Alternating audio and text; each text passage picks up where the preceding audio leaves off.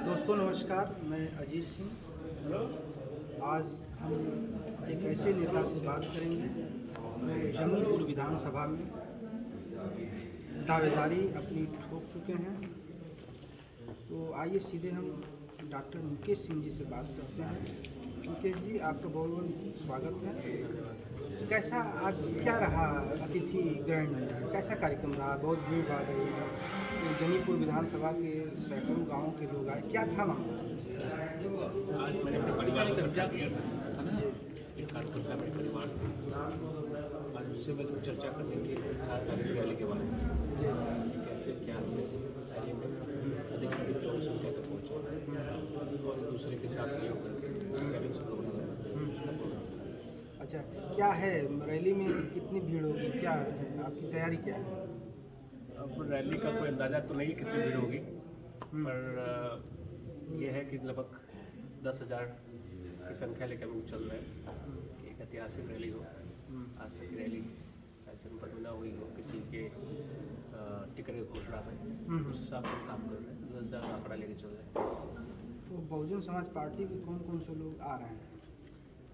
Bahujan Samaj party से जो लोग आ रहे हैं उनमें से मुख्य में उमाशंकर सिंह विधायक रसड़ा है, डॉक्टर अशोक सिद्धार्थ गौतम मुख्य कोऑर्डिनेटर, डॉक्टर विजय प्रताप जी, प्रदेश अध्यक्ष भीम राजभर जी और इंद्रजीत गौतम जी, रामचंद्र जी, ये लोग कोऑर्डिनेटर लोग हैं इस मंडल के। और मेरे तमाम यहाँ के जितने भी सहयोगी हैं, पदाधिकारी हैं, जिला अध्यक्ष है, विधानसभा अध्यक्ष है, बूथ अध्यक्ष, सेक्टर अध्यक्ष और खासकर मेरे असली जो मेरे मुख्य अतिथि हो मेरी जनता है मेरे साथ, वो लोग आ रहे हैं इसमें। जब आप पिछले दिनों यानी पिछले महीने जब आप बहन जी से मिले थे टिकट के लिए, तो उन्होंने एक बात कही थी आपसे कि मैं टिकट तो दे रही हूँ लेकिन जीत के आना। तो आपके ऊपर एक बड़ी जिम्मेदारी बढ़ जाती है, चूँकि सीधे सीधे बसपा सुप्रीमो यह बात कर रही हैं। मैं समझता हूँ कि आप पहले उत्तर प्रदेश के ऐसे प्रत्याशी होंगे, इनके लिए यह बात बहन जी ने कहा है। भरोसा बहन जी जताती हैं तो खूब जताती हैं। जी तो आप पर जिम्मेदारी बढ़ गई। क्या आपका जीत का कैसे मैनिफेस्टो क्या है? कैसे जनता के बीच में? देखिए, विधानसभा का जो पैमाना है उसको मैंने समझ लिया है, जो गणित है उसको समझ लिया है। और जो बहन जी ने मुझ पर जो भरोसा जताया हुआ है, और मुझे लगता है कि भरोसा मैं ही नहीं जनपद का हर व्यक्ति पूरा करना चाहता है जो मुझसे जुड़ा है। और जो गणित, क्योंकि चुनाव भी गणित का आंकड़ा ही है, समीकरण है, उस हिसाब से तो सब उस हिसाब से हमारी तैयारियाँ चल रही हैं। और हर वर्ग के लोग और हर धर्म के लोग, हर जात के लोग मेरे साथ जुड़ रहे हैं। और उनके जुड़ने से जो मुझे एहसास हो रहा है कि जो चुनाव में 2/3 से ज़्यादा बहुमत हम लोग हासिल करेंगे। तो देखा जाए तो उसके ग्राउंड पे हम लोग काम करना स्टार्ट भी कर चुके हैं और हर वर्गों के साथ हमारा मेल मिलाप हो रहा है। उसी माध्यम से हमने ये आज का बैठक किया था। हर वर्ग के लोग, हर धर्म के लोग, और एक बड़ी जीत बहन जी को हम देना चाहते हैं यहाँ से एक मैसेज। और इसी विधानसभा से एक मैसेज पूरे और अन्य विधानसभा में जाएगा। अगर हमारी मजबूत स्थिति जंगीपुर में रहेगी तो इसका एक मैसेज सैदपुर में भी जाएगा, इसका मैसेज चुनिया में जाएगा, जमनिया जाएगा, सदर में भी जाएगा, मोहम्मदाबाद, जबराबाद में। क्योंकि जब पार्टी मजबूत होती है, संगठन मजबूत होता है तो उसकी हवा चारों तरफ फैलती है। हमारा कर्तव्य यही है, हमारा धर्म भी यही है कि हम अपनी पार्टी को, अपने राष्ट्रीय अध्यक्ष को और अपने सहयोगियों को और अपने जिला अध्यक्ष, प्रदेश अध्यक्ष को एक जंगीपुर जैसी टिपिकल सीट आसान करके जीत करके उनको दें। जो बसपा का जो परंपरागत वोट है वो दलित है। जी, दलित के अलावा आप अपने खाते में किसको मानते हैं? बसपा का एक नारा है, सर्वजन हिताय सर्वजन सुखाय। तो मैं तो यही मानता हूँ कि बसपा का जो परंपरागत वोट है वो सारे जातियों में, सारे धर्मों में है। भैया बैठे हुए हैं, ये भी कई बसपा के बड़े नेता हैं जनपद में, है क्षत्रिय।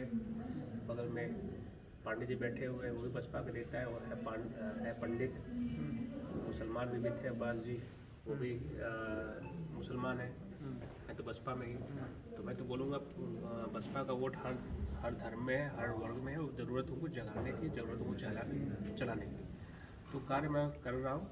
और बहुत अच्छी बात है जब किसी का एक बेस वोट होता है और किसी के जो वोट होते हैं जो भूल गए हुए हैं, जो रास्ता भटक गए हैं, उनको सही रास्ते ट्रैक पर लेके आना है। तो ये चुनाव में चलते रहता है, कभी हमारा कभी उनका। छत्री इस चुनाव में क्या आपके साथ हैं? मेरा खून, जब मैं खुद छत्री हूँ, मेरा खून छत्री है, तो छत्री क्यों नहीं रहेंगे? जब इस देश में तो एक कहावत है, खून के लिए लोग, अपने खून के लिए, अपने पूरे परिवार के लिए लोग कई युद्ध लड़े हैं। तो जब उस परिवार का लड़का, छत्री कोई एक जात नहीं होती, मैं उसको धर्म मानता हूँ, एक पैरेलल धर्म मानता हूँ। और जब एक छत्री का लड़का खड़ा होता है तो 100 छत्री उसके साथ उसकी रक्षा करने के लिए कवच बन जाते हैं। तो अगर मैं खड़ा हूँ छत्री समाज से यहाँ गाजीपुर में, तो मैं उस छत्री समाज का बेटा हूँ, मैं भाई हूँ। मैं सियासी पंडित ये मानते हैं कि सवर्ण जो है भाजपा के साथ है, तो कैसे आप सवर्णों को बसपा की तरफ कैसे डाइवर्ट करेंगे? इस तरह से कुल करीब 70 से 80 हज़ार जो है जंगीपुर में सवर्ण हो जाएंगे, ठाकुर ब्राह्मण भूमिहार वाला लेके। तो कैसे आप डाइवर्ट करेंगे? क्या है आपका विजन? देखिए, सवर्ण एक पढ़ा लिखा तबका है, और मैं जानता हूँ कि मुझसे ज़्यादा पढ़ा लिखा कोई नहीं है चुनाव में, मतलब उम्मीदवारों में। और मैंने बहुत संघर्ष किया हुआ है राजनीति में, एक पद बनाने के लिए, प्रतिष्ठा बनाने के लिए, और एक पहले से नाम है, काम है, सब कुछ मैंने किया हुआ है। तो सवर्ण मतदाता, मुझे लगता है वो किसी के साथ ऐसे नहीं जुड़ा हुआ है, वो वोटर ज़रूर है और किसी का वर्कर नहीं है। एक वर्कर होता है, एक वोटर होता है। वो जिधर देखता है कि एक अच्छा व्यक्ति जिस पार्टी की तरफ जा रहा है, उनको उस व्यक्ति से मतलब होता है पार्टी को साइड कर देना चाहिए। तो जैसे सवर्ण योगी जी की तरफ गया, सवर्ण मोदी की तरफ गया, तो वो पार्टी की तरफ नहीं गया, बीजेपी की तरफ कभी नहीं गया वो। क्योंकि आज भी हम बोलते हैं मोदी सरकार, योगी सरकार, वो कभी भी पार्टी उस पर नहीं गया। जो सवर्ण आप जिस देश की बात करते हैं, वो कभी बीजेपी को वोट नहीं दिया, न कभी सपा को वोट दिया, न कभी उसको किसी और दल को दिया। उसने व्यक्तित्व को वोट दिया। मोदी आए तो मोदी को वोट दिया, योगी आए तो योगी को वोट दिया, अखिलेश आए तो अखिलेश को वोट दिया, इसके पहले मायावती जी आए तो मायावती जी को वोट दिया। ये टहलता है। तो आप मानते हैं कि आपको सवर्ण दे रहा है? मैं मानता हूँ कि मैं उनका बेटा हूँ, मैं उनका भाई हूँ, तो कहा जाए जायदाद तो जब उत्तराधिकारी तो बेटा ही होता है, तो अपना वोट वो किसी और कैसे देंगे? वो तब भी देंगे, अपने बेटे को ही देंगे। तो आज वो सबसे कीमती वोट उनका धन है, तो वोट किसको देंगे? अपने बेटे को देंगे। जंगीपुर विधानसभा की सड़कों की जो हालत है, मैं समझता हूँ कि गाजीपुर में सबसे खराब हालत अगर कहीं है तो जंगीपुर। जी। पिछले दिनों जब डिप्टी सीएम केशव मौर्य आए थे तो 8 सड़कों पर उन्होंने करोड़ों रुपए की घोषणा की और यह भी कहा था चुनाव से पहले बन जाएगा। ठीक। तो आपका क्या मैनिफेस्टो होगा, कैसे जंगीपुर का विकास करेंगे?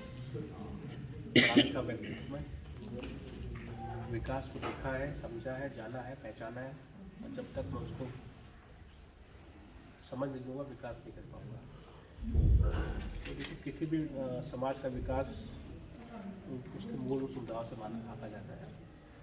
जैसे मैं विदेशों में गया हूँ तो वहाँ पे रोडें, सड़कें हैं, अस्पताल हैं, जो बेसिक सुविधाएं सरकार देती है वो अव्वल नंबर की होती है। बगल के देश चले जाएंगे, दुबई चले जाएंगे, इधर चले जाएंगे, तो आपको रोड पे धूल नहीं मिलती है, मतलब वो गड्ढा छोड़ लीजिए, धूल तक नहीं मिलती है। तो एक कहने का आकलन होता है कि जब वो कर सकते तो हम क्यों नहीं कर सकते? यही के लोग वहाँ जाकर काम करते हैं, यही के लोग वहाँ पे अच्छी रोडें बनाते हैं। आज आपने अपने भाषण में एक बात का जिक्र किया कि हमने 36 देशों की यात्रा की है, अब 37वां देश जाने वाले हैं। तो क्या विदेशों में जो सड़कें हैं, जो विकास है, तो विदेशों के तर्ज पे जंगीपुर को भी आप उसी अंदाज में विकसित नहीं, इतना करेंगे? तो मैं नहीं बोलूँगा। मैं ये बोलूँगा विदेशों तर्ज पर करूँ, चूँकि हमारा भारत देश है, इसका अपना एक अलग रूप ढांचा नहीं, है। विकास की मैं बात कर रहा हूँ। विकास देखिए, मैं ही मानता हूँ कि जो मूलभूत सुविधाएं हैं समाज में, पानी, नाली, रोड, खड़ंजा और जो आसपास जो सुविधा है जो हम लोग खुद ले भी सकते हैं और सरकार देती भी होगी, स्वास्थ्य और शिक्षा, क्योंकि पानी नाली, रोड, खड़ंजा ये हम अपने से नहीं करा सकते, ये सरकार के माध्यम से ही होते हैं। पर अस्पताल और शिक्षा तो हम प्राइवेट में जाकर ले सकते हैं, हम सरकार से भी ले सकते हैं, दोनों अपने चॉइस पे। पर एक 4 जो मूल रूप सुविधा है जिनको सरकार को देना ही पड़ेगा। तो मेरा फोकस इन 4 चीज़ों पे है कि मगर मैंने मेन सड़क को गांव से कनेक्ट कर दिया। जो आपने नाली, खड़ंजा, सड़क और पेयजल की बात की, ये तो मैं समझता हूँ कि हर नेता करता है, इसकी यहाँ ज़रूरत है। इसके अलावा कौन सा ऐसा काम करेंगे जो विधायक बनने के बाद जंगीपुर अलग दिखाई दे? ऐसा कौन सा है दिमाग में? तो मुझे तो लगता है कि इसके अलावा कोई बात हो सकती है रोजगार के क्षेत्र में? नहीं, रोजगार की बात भी मैं नहीं कर सकता। पहले मैं अपने क्षेत्र को रोजगार लाने लायक बना दूँ। अगर सड़कें नहीं होंगी, पानी की सुविधाएं नहीं होंगी, तो रोजगार के लिए मैं इंडस्ट्री कहाँ से लेके आऊँगा? पहले एक कड़ी को ठीक करो, दूसरा कड़ी अपने आप खड़ा हो जाता है। अगर हमने मूल सुविधाएं ठीक कर दी समाज में, गांव में, तो हम रोजगार की बात तब कर सकते हैं। तब हम स्कूल हो, इंडस्ट्री हो, अस्पताल हो खुलवा सकते हैं, खोल सकते हैं। जब क्योंकि बेसिक चीज़ें नहीं रहेंगी तो खुल क्या करेंगे, कोई आएगा नहीं। आज भी जाएंगे बहुत से CSC PSC खाली पड़ी हुई है, वहाँ पहुँचने तक रोड नहीं है। करंडा क्षेत्र में जाएंगे तो वहाँ का जो CSC है वो पूरा पानी से भरा हुआ है, मरीज जाएगा कौन जाएगा वहाँ पे? जब तक हम ये चीज़ें ठीक नहीं कर लेंगे तब तक और रोजगार की बातें और किसी चीज़ की बातें हम नहीं कर सकते। अंतिम सवाल ये है, आप बहुजन समाज पार्टी से चुनाव लड़ने जा रहे हैं बसपा से। जी। आपके छोटे भाई पंकज सिंह चंचल, उनकी पत्नी सपना सिंह भारतीय जनता पार्टी की चेयरमैन है, और चेयरमैन बनवाने में भी आपने खूब मेहनत की और आपने निर्वाचित किया, विकास भी हो रहा है।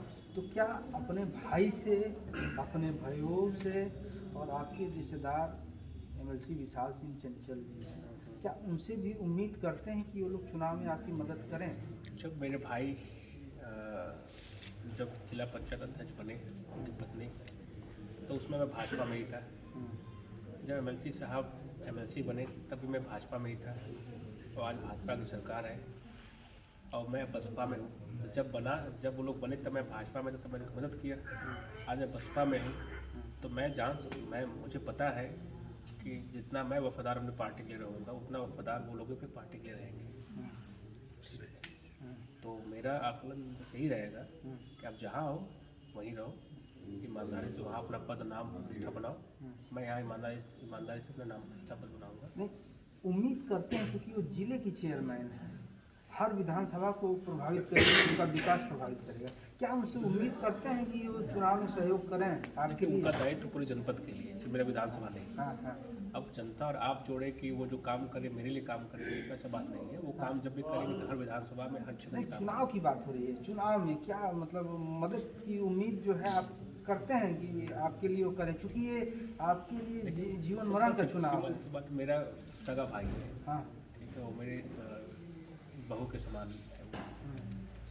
तो अगर पार्टी उसको कोई जिम्मेदारी मेरे खिलाफ लेती है तो मैं तो स्वागत करूँगा, मैं तो खुश रहूँगा। चलो कम से कम मेरा भाई पार्टी के प्रति वफादार तो है ना। और पार्टी के अलावा बहुत चीज़ें होती हैं, जैसे कि जरूरी नहीं कि परिवार की मदद सिर्फ हम 4 वोट मांग कर सकें। परिवार की मदद होती है, आर्थिक भी होती है, सामाजिक भी होती है, रिश्तेदारी भी होती है। सामाजिक ही मैं बात कर रहा वो हूँ। चीज़ें भी तो वो कर सकते हैं ना, करेंगे। तो उम्मीद आप कर रहे हैं कि वो चुनाव में आपकी मदद वो करेंगे? उम्मीद तो मैं भगवान से भी करता हूँ, भगवान सबको देते नहीं है। मैं तो पहले यही बोलूँगा कि वो जिस पार्टी में है उस पार्टी प्रति उसकी वफादारी होनी चाहिए, ठीक है। हम घर में एक साथ रहते हैं, बंटवारा हमारा हुआ नहीं ना होगा, हम एक साथ रहते हैं, एक थाली में खाना खाते, ठीक है। तो मैं तो मेरा तो यही मानना, मैं तब भी बोला था उनको, पहले ही बोला था, आज बोल रहा हूँ, जहाँ हो वहीं रहो। हम इतने सक्षम हैं कि हम अपनी रास्ता खुद बना लेंगे। और रही मदद की बात, तो मदद जरूर थोड़ी कि हमने बताया कि सिर्फ चल के होता है भाई, हमारा पैसा उसका पैसा बटा नहीं है, हम उससे पैसा ले लेंगे, चुनाव में हो जाएगा काम, यही तरीका होता है। तो उसके बाद थोड़ा, और हम थोड़े बोलते हैं कि आप मत अपने पार्टी के चुनना चाहिए, पार्टी ने आपको सम्मान दिया है, पार्टी प्रति आपकी एक भावना होनी चाहिए। चलिए, आपको बधाई। अंतिम जो है, आप क्या जंगीपुर के लिए क्या संदेश देना चाहते हैं? जंगीपुर की जनता को यही संदेश देना चाहूँगा कि सर्वजन हिताय सर्वजन सुखाय, सबके हितों के बारे में सोचिए, सबके सुखों के बारे में सोचिए।